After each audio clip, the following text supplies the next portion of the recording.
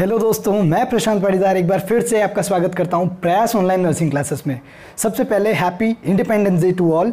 और चलिए इसी नए जोश नई एनर्जी के साथ आज की क्लास स्टार्ट करते हैं। दोस्तों आज हम पढ़ने वाले हैं फिनाइल कीटोन यूरिया के बारे में। फिनाइल कीटोन यूरिया क्या होता है? एक रेयर जेनेटिकल डिसऑर्डर होता है या फिर एक जेनेटिक बर्थ डिफेक्ट होता है। ठीक है, इसमें क्या होता है, जो हम फिनाइलएलेनिन हमारी बॉडी का एक एसेंशियल अमीनो एसिड होता है, उसका लेवल बढ़ जाता है। और जैसा कि हमारी कहावत है, अति सर्वत्र वर्ज्यते, किसी भी चीज़ की अति होना हमारे लिए हानिकारक है। तो चलिए स्टार्ट करते हैं हम लोग।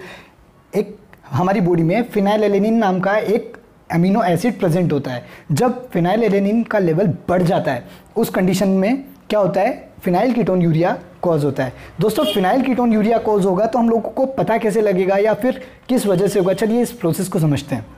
फिनाइलएलेनिन को कन्वर्ट करना होता है टायरोसिन में। टायरोसिन भी एक हमारी बॉडी का एसेंशियल अमीनो एसिड होता है और उस अमीनो एसिड का काम क्या होता है? टायरोसिन से ही बनते हैं हमारे न्यूरोट्रांसमीटर्स। न्यूरोट्रांसमीटर्स कौन कौन से? बेसिकली हम लोगों को याद रखने के लिए END एंड E से एपिनेफ्रिन, N से है नोरेपिनेफ्रिन और D से है डोपामिन। ठीक है दोस्तों, अब इसके साथ साथ अब हम बढ़ते हैं आगे की तरफ। फिनाइलएलेनिन को टायरोसिन में बदलने के लिए हमें क्या चाहिए होता है? Phenylalanine hydroxylase enzyme. जब फिनाइलएलेनिन हाइड्रोक्सिलेज एंजाइम के अंदर ही अगर जो जीन होते हैं उन जीन में डिफेक्ट होगा, उस डिफेक्ट की वजह से क्या होगा? फिनाइलएलेनिन हाइड्रोक्सिलेज बन नहीं पाएगा। जब फिनाइलएलेनिन हाइड्रोक्सिलेज नहीं बन पाएगा तो हमारा फिनाइलएलेनिन जो है वो टायरोसिन में नहीं बदल पाएगा। जब टायरोसिन में वो नहीं बदल पाएगा तो हमारी बॉडी में न्यूरोट्रांसमीटर्स की जो प्रोडक्शन रेट है वो कम हो जाएगी। ठीक है, अब बात करते हैं हम लोग किसके सिम्टम्स हमको क्या क्या देखने को मिल सकते हैं। सिम्टम्स को याद रखने के लिए भी एक ट्रिक बनाई हुई है। क्या है? SID, सिड नाम का एक स्टूडेंट है जिसने एडमिशन काय में लिया है? BSc। ठीक है, इजीली याद हो जाएगा। S stands for slow activity. जो बेबी होगा उसमें स्टार्टिंग से as compare to other child उसकी एक्टिविटीज़ जो होंगी वो स्लो होगी। फिर बात करते हैं I stands for intellectual disability.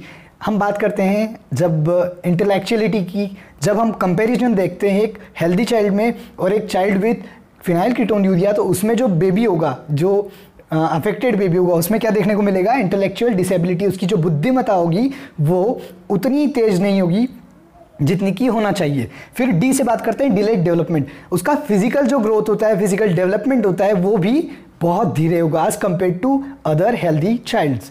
फिर बात करते हैं हम लोग B से होता है बिहेवियरल प्रॉब्लम्स। वो बच्चा बहुत ज़्यादा इरिटेटिंग होगा और उसके जो बिहेवियर है उसका शॉर्ट टेम्पर्ड रहेगा, उसके बिहेवियर पे खुद ही कंट्रोल नहीं कर पाएगा। फिर बात करते हैं हम लोग S स्टैंड्स फॉर सीजर्स। जब सीवियरिटी पर ये कंडीशन हो जाती है तब क्या देखने को मिल सकते हैं? सीजर्स भी हमें देखने को मिल सकते हैं। और last C for cognitive difficulty. उसे याद रखने में भी बहुत प्रॉब्लम्स आएंगी। ठीक है, ये हो गए हमारे सिम्टम्स के बारे में। सो हम लोग एक बार रिव्यू करते हैं कि फिनाइलएलेनिन एक हमारी बॉडी के अंदर अमीनो एसिड होता है। उस अमीनो एसिड को कन्वर्ट किया जाता है एसेंशियल अमीनो एसिड टायरोसिन में, लेकिन उसको कन्वर्ट करने के लिए हमें एंजाइम चाहिए होता है फिनाइलएलेनिन हाइड्रोक्सिलेज। जब फिनाइलएलेनिन हाइड्रोक्सिलेज के जीन में डिफेक्ट होगा, उस जीन डिफेक्ट की वजह से ही कॉज होता है हमारा फिनाइल कीटोन यूरिया। ठीक है, अब हम बात करते हैं इसके ट्रीटमेंट की। क्या क्या होम रेमेडीज़ है जो हम लोग कर सकते हैं?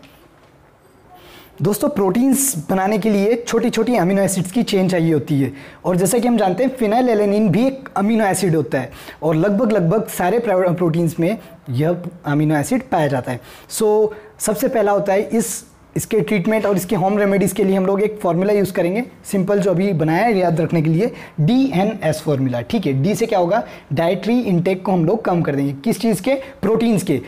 ऑलरेडी उसकी बॉडी में प्रोटीन की मात्रा बढ़ी हुई है। प्रोटीन मीन्स एक अमीनो एसिड की मात्रा बढ़ी हुई है। अगर हम लोग फिर भी प्रोटीन देंगे, और जैसा हम सभी जानते हैं कि फिनाइलएलेनिन हर प्रोटीन के अंदर अवेलेबल होता है, सो हम लोग उसका जो डाइटरी इंटेक है वो कम कर देंगे प्रोटीन का।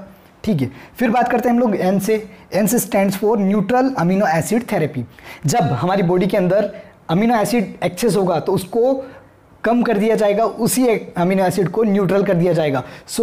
या तो आप न्यूट्रल अमीनो एसिड थेरेपी दे सकते हैं। फिर बात करते हैं हम S स्टैंड्स फॉर सेप्रोप्टेरिन। ठीक है, सेप्रोप्टेरिन एक ड्रग बनाया है जिस ड्रग से इसका ट्रीटमेंट पॉसिबल है। क्या होता है इस ड्रग में? ये जो ड्रग होती है ये हमारी फिनाइलएलेनिन को टॉलरेट करने की कैपेसिटी बढ़ा देती है। हमारी बॉडी में फिनाइलएलेनिन को टॉलरेट करने की कैपेसिटी बढ़ा देती है। It increases tolerance to phenylalanine. जब हमारी बॉडी में फिनाइलएलेनिन का टॉलरेंस बढ़ जाएगा तो हमारे जो सिम्टम्स हैं वो रिड्यूस हो जाएंगे।